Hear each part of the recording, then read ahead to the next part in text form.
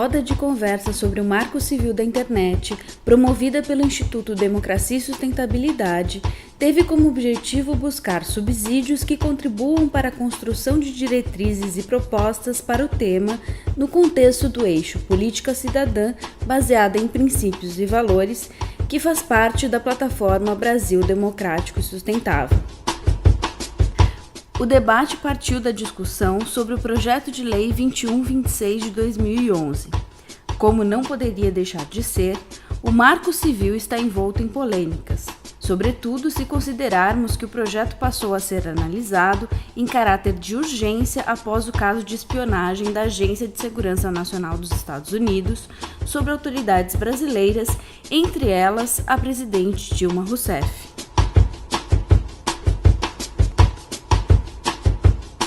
Eu queria trazer um pouco do contexto, porque eu acho que esse contexto da regulação da internet no Brasil, ela explica muito das escolhas que foram feitas e das escolhas que a gente está fazendo agora, e da qual a gente participa e da que a gente tem que participar cada vez mais ativamente, porque isso não foi realidade no passado. E eu tenho muito medo de voltar para o passado que a gente já teve de regulação da internet aqui no Brasil. A discussão de regulação da internet, ela começa no Congresso, lá por 1996, quando se começam as discussões de projetos de lei focados em comércio eletrônico. Então, a gente tem uma discussão muito localizada no modelo de negócio, na questão contratual e na questão de como funcionava pagamentos e faturas, essas coisas dentro da internet. Eu diria que essa discussão ela vai caminhando até o ano de 99, quando a gente tem o projeto de lei 84 de 99, do Luiz Piauí Lino, que, enfim, foi caminhando ao longo dos anos para virar a Lei Azeredo, e caminhou depois e virou, enfim, o que chamam da Lei Carolina Dickmann. Então, a gente tem, em 99, um marco que eu diria que é começar a discutir a criação de novos tipos penais para a internet. E isso, se a gente olhar os atores que discutiam isso, então os grupos de proteção à defesa da criança e adolescente, a gente olhar a própria Polícia Federal envolvida nisso, a gente vê que é uma discussão localizada nessa visão do problema de que a internet seria um perigo para a sociedade. Eu tenho muito medo dessa visão, porque se a gente voltar a olhar dessa forma, a gente pode voltar a essa discussão de crimes que começou em 99. Eu acho que em 2007... a gente tem um outro passo para a internet, que é a discussão da governança na internet, a discussão da internet como essencial e como vetor de desenvolvimento econômico e social. E aí eu me lembro bem, nessa época eu era assessora do ministro Mangabeira Unger, que ele foi ao IGF, ao Internet Governance Forum, e ele fez uma fala na abertura do IGF, falando sobre governança na internet, falando sobre soberania de governos, falando qual o futuro dessa discussão. Se seria reduzida a discussão de nome de domínio, se seria, enfim, a grande instituição que controlaria ou regularia a internet seria a ICANN, ligada ao governo norte-americano. Então, eu lembro que essa discussão ela toma um passo maior. Isso começa a subir dentro do governo. E eu lembro que, na época que eu trabalhava lá, teve o artigo do Ronaldo Lemos, também, acho que foi em 2007, né? 2007, quando ele fala a primeira vez sobre o Marco Civil da Internet. E eu acho que esse assunto, a grande virada que a gente tem para esse assunto, e, de novo, contexto e escolha. Isso foi em 2008, quando o presidente Lula ele vai ao FISLE, e lá, enfim, eu lembro do discurso dele no FISLE, que ele fala: eu acabei de passar aqui por um corredor polonês, né? Ele usa esse termo, que enfim, no mesmo ano teve a petição online, que teve Sérgio Amadeu, enfim, diversos ativistas, Marcelo Branco, Caribé, diversos ativistas se organizaram contra o PL de crimes na internet e encontram o Lula lá e protestam e falam assim: não podemos discutir crimes na internet, a gente precisa discutir direitos na internet, a gente precisa discutir deveres na internet. E nesse mesmo discurso, o presidente Lula ele fala para a sociedade, fala assim: companheiro Tarso, que era o ministro da Justiça na época, fala: precisamos de um marco civil, não fala no marco civil, mas precisamos discutir direitos na internet. Depois desse momento, no FISLE, toda a discussão dentro do governo, toda a forma de ver esse problema, que não é um problema, toda a forma de ver essa questão dentro do governo, ela muda. Porque a partir do momento em que o presidente ele vocaliza isso como precisamos discutir direitos na internet, essa discussão ela vai descendo a escadinha. Isso começa a discussão do Marco Civil da Internet.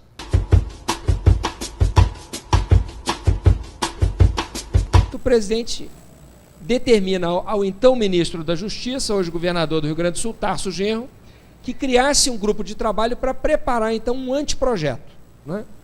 E isso foi feito pelo Ministério da Justiça, em conjunto com o Centro de Tecnologia e Sociedade da Fundação Getúlio Vargas, dirigido pelo Ronaldo Lemos, né? Então, o Centro de Tecnologia e Sociedade da FGV e o MJ, o Ministério da Justiça, criaram esse grupo de trabalho e começaram essa consulta pública, né, prepararam um anteprojeto, colocaram disponível na internet, criou-se uma plataforma na internet para receber a opinião dos internautas e a participação foi um sucesso. Só para dar um número, né, eu citaria o número de 2.300 sugestões de mudança no texto colocado em consulta. E aí começou a análise no governo dessas propostas, com a Fundação Getúlio Vargas, terminou o segundo mandato do presidente Lula, começou o primeiro mandato da presidente Dilma e ela enviou, em 2011, para o Congresso Nacional, o projeto de lei já com as modificações a partir dessas 2.300 emendas, aproveitando grande parte delas, outras não. O regimento interno da Câmara determina que quando um projeto tiver que passar por mais do que 3 comissões, que para a economia processual cria-se uma comissão especial com membros dessas comissões. Então, por essa razão, foi criada uma comissão especial para analisar esse projeto. E eu fui designado relator dessa comissão especial.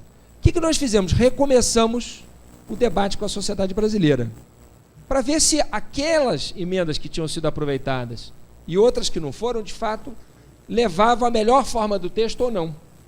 Fizemos 7 audiências públicas e seminários em 4 das 5 regiões do país, só não conseguimos fazer naquele momento audiência pública na região norte, depois conseguimos, eu estive na região norte, estive no Acre, debatendo o Marco Civil da Internet, mas escolhemos presencialmente e virtualmente mais centenas de sugestões para aperfeiçoar o projeto. E aí, apresentei em julho do ano passado, final de junho, início de julho, o meu relatório na comissão especial. Até hoje não foi votado na Câmara dos Deputados. Por quê? Basicamente, por um dos princípios, que é o princípio mais polêmico do projeto, que é o princípio da neutralidade da rede.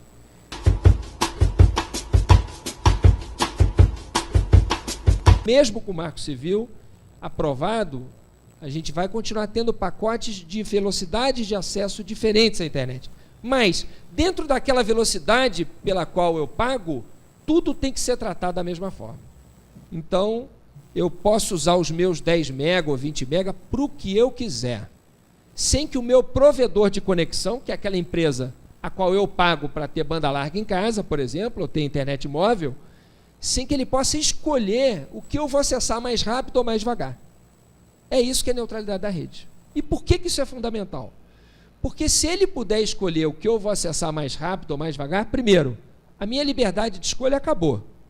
Então, se eu for digitar um site de notícias, se ele tiver acordo comercial com o meu provedor de conexão, eu vou acessar rapidamente. Mas se eu quiser ler um outro site de notícias que não pague ao meu provedor de conexão para chegar rápido na minha casa, ele vai chegar devagar. Então, não sou mais eu que escolho o que é que eu vou ler na internet rápido, com a mesma velocidade. É o meu provedor que vai escolher por mim. E se essa porta ficar aberta, ela pode servir para fins comerciais, mas no limite ela pode servir para fins políticos, ideológicos, religiosos e assim por diante, né? O que é que os provedores de conexão gostariam de fazer? E já disseram isso publicamente, eu não estou inventando nem estou colocando intenções na boca de ninguém. Eles gostariam de poder vender pacotes do seguinte tipo: os seus 10 mega só podem ser usados para e-mail. Se você quiser baixar música, você tem que pagar uma taxa a mais. Se você quiser usar para rede social, você vai ter que pagar uma outra taxa a mais. Se você quiser assistir vídeo na internet, então, por exemplo, esta audiência aqui, essa nossa sessão, se não houvesse neutralidade da rede, muito menos gente poderia estar assistindo, só aqueles que pagassem para assistir vídeo. Se a gente permitir esse fatiamento por tipo de conteúdo, só e-mail com vídeo, e-mail com rede social, e-mail com isso, a gente vai excluir muita gente que hoje tem acesso à internet e usa a internet até para se preparar para concurso público, né? Um dado impressionante que o Comitê Gestor da Internet apresentou na Comissão Geral realizada na Câmara pouco tempo atrás, mostrou que das pessoas que estão na internet, que ganham até um salário mínimo, 53% delas assistem vídeo na internet, né? E esse vídeo, eventualmente, é de lazer, sim, né? De acesso à cultura, mas também é muitas vezes de estudos para fazer concurso público, para para se preparar, para tentar uma outra profissão. Então, a internet é hoje, sim, um meio de inclusão muito importante. Fatiá-la seria excluir muita gente. E, por fim, ainda isso acabaria com a livre concorrência na internet. Por quê? Porque se eu permito que o provedor de conexão, né, se nós permitíssemos, se não garantíssemos a neutralidade da rede, celebrasse acordos comerciais com quem coloca conteúdo na rede, para que esse conteúdo chegue primeiro nos seus clientes, quebrando a neutralidade, se isso fosse permitido, quem é grande poderia pagar. Então, os grandes sites de notícias, o Google, o Facebook, o Twitter, esses poderiam pagar. Mas quem está entrando agora no mercado, quem está começando, não poderia pagar. Então, isso congelaria o ambiente da internet, acabando com a concorrência. Ou seja, quem é grande permanece grande, quem é pequeno não cresce nunca, né? Ou seja, quebrar a neutralidade seria muito ruim para a liberdade de escolha do usuário, para o seu acesso à informação, para o seu acesso à cultura, para a inclusão digital, para a livre concorrência. Ou seja, seria ruim para todos, né? Só seria bom para os lucros dos provedores de conexão.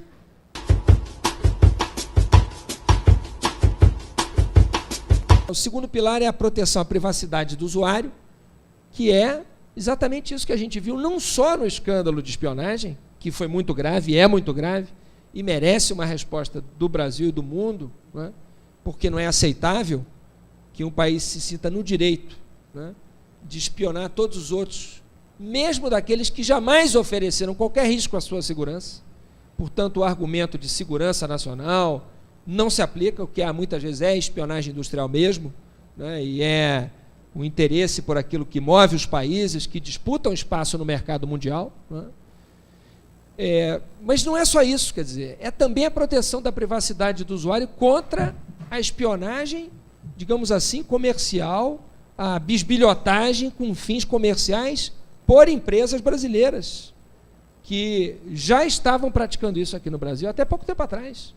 Quando nós começamos a denunciar isso, o que nós ouvimos dizer é que os contratos foram cancelados, mas 2 provedores de conexão mantiveram contato com uma empresa proibida de atuar na Inglaterra e que veio atuar no Brasil, gravando a navegação dos seus clientes toda, analisando essa navegação e vendendo para marketing dirigido.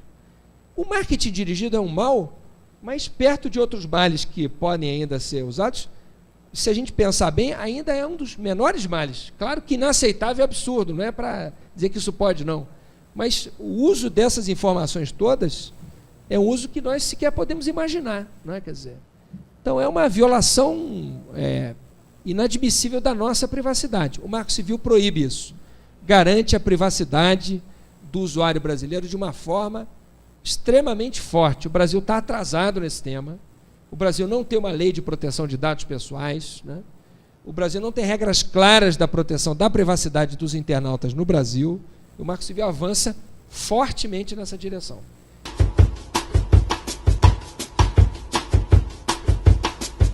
E, por fim, o terceiro e último pilar é a liberdade de expressão.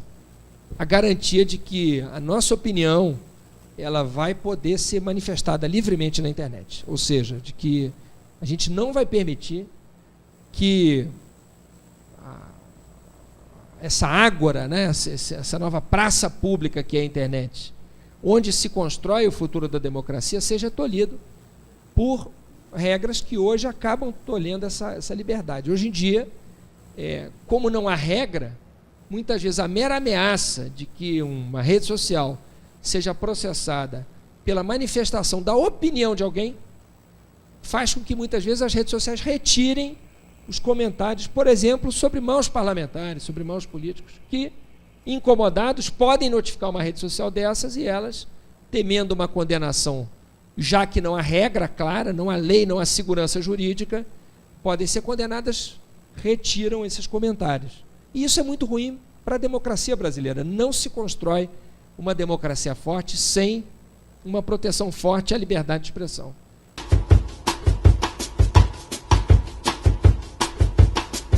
Eu acho que vale mencionar que o Marco Civil ele também partiu de uma ideia de uma democracia aumentada, da ideia de que é possível participar do sistema político além das formas de representação tradicionais. E eu acho que, ao abrir a plataforma do Marco Civil, isso foi em 2009, e ao receber comentários, 2.300 comentários, sem contar aqueles que foram recebidos pelo Twitter, pelo Facebook, aí a conta vai para mais de 15 mil, 20 mil, 30 mil comentários naquela época, isso abriu uma possibilidade extraordinária.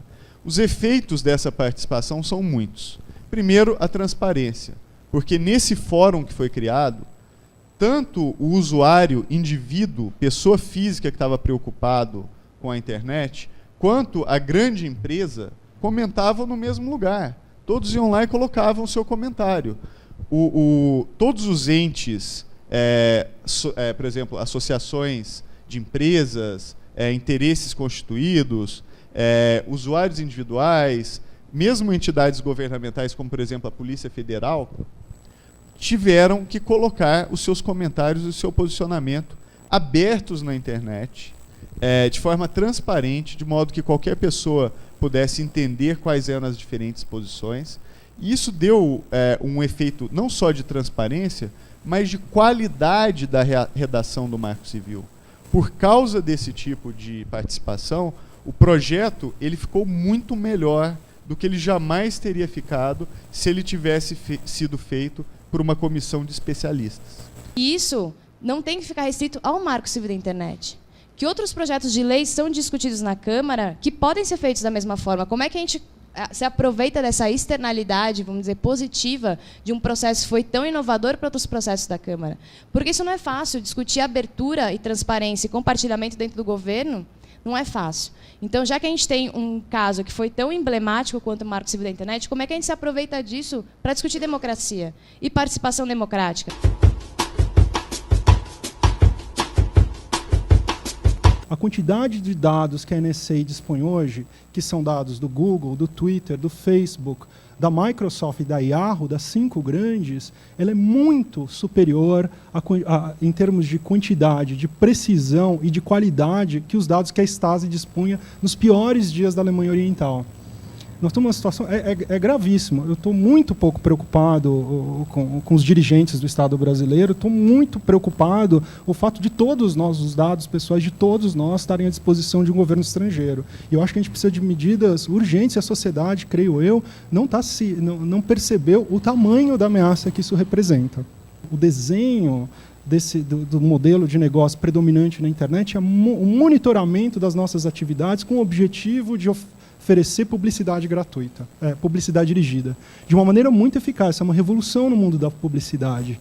Mas é uma revolução que foi feita às custas de uma coleta absolutamente sem precedente de informação privada. Todos os nossos hábitos da internet eles são monitorados. O conteúdo dos nossos e-mails, quem tem Gmail, ele é monitorado. As nossas palavras-chave que são colocadas nas ferramentas de busca são monitoradas.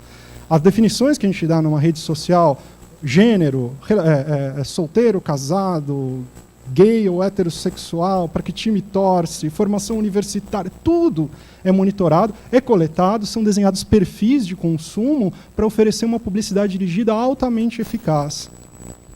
O que aconteceu é que nesses últimos, 15 anos, essas empresas acumularam bancos de dados enormes, extremamente precisos, que sem nenhum exagero sabem mais sobre nós do que nós mesmos. Só que esse banco de dados que foi coletado com o objetivo de exploração econômica, oferecer publicidade dirigida, oferecendo para o meu perfil de consumo, ele tem um potencial de uso político evidente.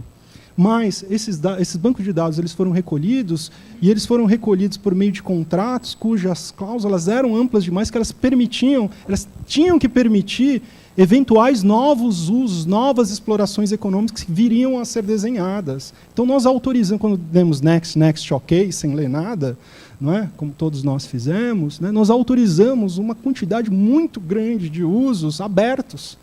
Por que um governo que teria acesso a esses dados não exploraria politicamente esses dados? Era muito evidente que eles seriam, e eles eram, efetivamente. O escândalo do Snowden apenas confirmou um fato que era mais ou menos óbvio para quem acompanhava o funcionamento da internet. Agora que a situação se tornou clara, isso subiu para o topo da agenda política, ficou claro que o Brasil está muito desprotegido para enfrentar esse problema. Todos, na verdade, são vulneráveis à ação dos Estados Unidos, mas o Brasil é particularmente desprotegido. E ele é particularmente desprotegido por 3 motivos, acho eu, né? O Brasil não tem uma boa infraestrutura de internet, o que faz com que dados que não precisariam sair do território nacional, eles precisam sair porque a nossa estrutura não está bem desenhada, por uma questão de engenharia da rede, que a gente poderia melhorar, embora esse não seja o nosso pior problema. Nós não temos uma infraestrutura regulatória. O Marco Civil está aí há muitos anos sendo discutido e ele ainda não foi aprovado. Nós temos uma lei mais importante para esse assunto, que é a Lei de Proteção de Dados Pessoais, que foi proposta, foi discutida, foi aberta a consulta pública em 2009, vocês lembram? 2008, 2009, e nunca... 2010? 2009, e ela não saiu, ela não foi mandada para o Congresso Nacional. Ela é muito mais importante para tratar desse problema diretamente, até do que o Marco Civil. Tanto é que o Marco Civil terminou, né, o Molon incorporou aí no artigo 7º e 8º, não é isso? Alguns dos elementos fundamentais dessa Lei de Proteção dos Dados Pessoais para já ir adiantando esse processo, no que ele fez muito bem. Mas essa lei ela não foi nem enviada para o Congresso Nacional, ela está absolutamente travada. Então, a gente não tem o Marco Civil, a gente não tem a Lei de Proteção de Dados Pessoais. E, por fim, a gente não tem atores nacionais. Toda a nossa infraestrutura de comunicação digital está na mão de empresas americanas, 5 empresas americanas, 5 empresas americanas. Todas elas com histórico comprovado agora de colaboração com a NSA. E essa é a nossa situação. Se a gente olha para os outros grandes países emergentes, não é assim. O nosso problema não é que a Google tem informações demais que ela está explorando economicamente. Isso também não é bom. Mas muito pior é o fato de o governo americano estar monitorando os nossos hábitos políticos, está monitorando a política comercial da Petrobras, está monitorando a política do Estado brasileiro e monitorando toda a ação política das organizações não governamentais, da sociedade civil e dos indivíduos brasileiros.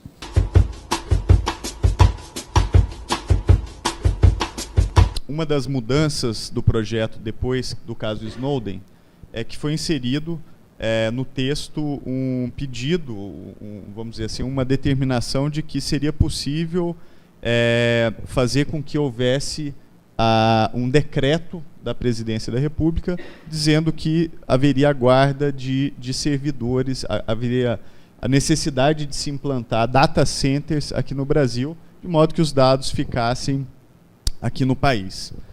Sobre esse ponto, eu concordo com o Pablo de que isso é um desejo de todos os países de que haja data centers nos respectivos países. Inclusive, por exemplo, a Finlândia agora acabou de receber um investimento de 750 milhões de dólares justamente para se implementar um data center por lá. A única coisa que eu discordo é com relação à metodologia. Eu acho que há outras formas de se atrair data centers para o país. E talvez a principal delas seja investimento na infraestrutura da rede. Então, se você coloca um grande data center, por exemplo, num lugar onde a infraestrutura não é boa, o que vai acontecer é que você vai congestionar a rede, os serviços vão ficar, não vão ser eficientes, e aquilo gera um aumento de custos e uma série de problemas. Então, nesse sentido, o Brasil hoje, por exemplo, uma cidade como São Paulo, não tem oferta de energia elétrica no curto prazo. E você precisa de energia elétrica para montar um grande data center, por exemplo, em São Paulo. Outras cidades podem até eventualmente ter a disponibilidade de energia elétrica, mas não tem as redes, não tem, vamos dizer, a infraestrutura necessária para que aquilo aconteça. Então, nesse sentido, eu acho que é muito importante essa ideia de se fazer um plano para que o Brasil receba os data centers por inúmeras razões, inclusive razões de desenvolvimento econômico, mas eu não sei se a iniciativa de obrigar os data centers a vir para cá pode gerar, na verdade, mais problemas do que soluções. Se o data center tivesse hoje no Brasil, se a gente tivesse muitos data centers no Brasil, sem ter o Marco Civil e sem ter uma boa lei de proteção aos dados pessoais, haveria na porta desses data centers uma fila de oficiais de justiça. Então, eu acho que a gente tem um esforço a ser feito sobre esse tema. e é um esforço não só de infraestrutura, como um esforço legislativo que antecede a questão do data center. É preciso resolver uma melhor legislação eleitoral e é preciso aprovar não só o Marco Civil, mas também a Lei de Proteção de Dados Pessoais, que está sendo feita lá no Ministério da Justiça. Ao invés de chamar atenção para os eventuais problemas, eu estou saudando a disposição do governo de ter uma posição proativa no assunto. E eu acho que isso não deve. E se você pensar especificamente na exigência do armazenamento de dados no Brasil, se ela for feita de uma maneira... Eu acho que ela pode ter efeitos negativos. Mas, da maneira como ela aparece lá, ela permite que o executivo regulamente a introdução, por exemplo, gradual, não é? Espero eu, articulada com outras medidas de política industrial. Para mim só faz sentido isso pensado no conjunto de política, num conjunto de políticas industriais voltadas para a comunicação digital.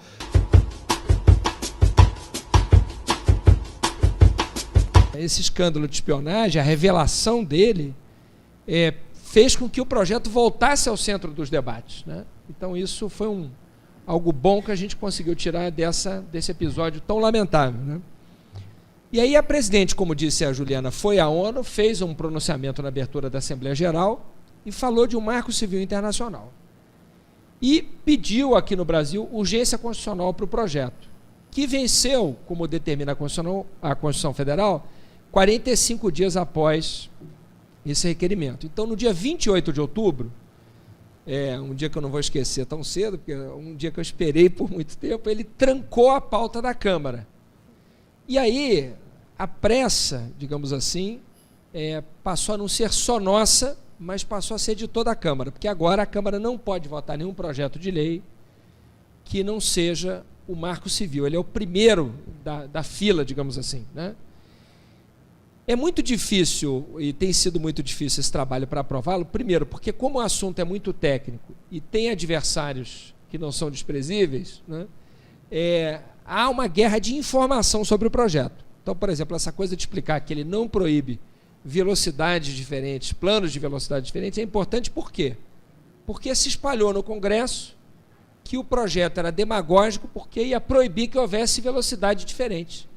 Todo mundo ia ter uma única velocidade e, portanto, quem usa pouco ia pagar pelos que usam muito, né? Esse trabalho que eu fiz nos últimos dias foi, depois que a Câmara teve que passar a tratar do projeto, porque ele está trancando a pauta, procurar todas as lideranças partidárias, então já tive com 14 partidos, com as bancadas de 14 partidos, explicando o projeto, desconstruindo a ideia de que ele deve ser visto como um projeto de governo e, portanto, que não deve merecer o apoio da oposição. Tenho conversado com partidos da base do governo e da oposição, que felizmente têm tido a maturidade de entender que esse projeto é um projeto da sociedade brasileira, né? Procurado ver quais são as divergências em relação ao projeto e tudo aquilo que pode aperfeiçoar o projeto e que não ameace um dos seus 3 pilares, neutralidade, privacidade e liberdade de expressão, tentar incorporar para angariar o maior apoio possível, a maior maioria possível, né, para garantir a aprovação do projeto. Eu sinceramente acredito que ele vai ter que ser votado ainda esse ano, porque senão a pauta da Câmara ficará trancada, é desmoralização para a Câmara não votar o projeto. Então, sinceramente, acredito que a gente vai votar o projeto até o fim do ano. Essa questão da neutralidade, você acha que ela está em risco através de emendas? Você acha que há uma possibilidade real de serem propostas emendas modificativas em plenário que retirem a neutralidade ou ameacem a neutralidade? Olha, quer dizer, comenta-se que determinadas lideranças partidárias teriam preparado mais de 200 emendas, chegaram a falar no número de 240 emendas, no fundo para desfigurar o projeto, né? Claro que ninguém diz abertamente que é contra a neutralidade, é que nem reforma política, todo mundo é a favor da reforma política. Só quando você vai perguntar qual reforma política, né? Tem algumas que dizem, que chamam de reforma política, que é para piorar o sistema político, né? Então ninguém diz assim, eu sou contra a neutralidade. Nós somos a favor da neutralidade, mas não dessa que está aí, de uma outra, que não é neutralidade, né? Então, correr risco, corre, por isso a mobilização é importante. Agora, eu estou otimista no presente momento, porque eu percebo que os partidos que estão compreendendo a importância da neutralidade para todos, né, estão começando a se comprometer com a defesa da neutralidade tal qual está no meu relatório, né? Que é fruto desse trabalho também da sociedade.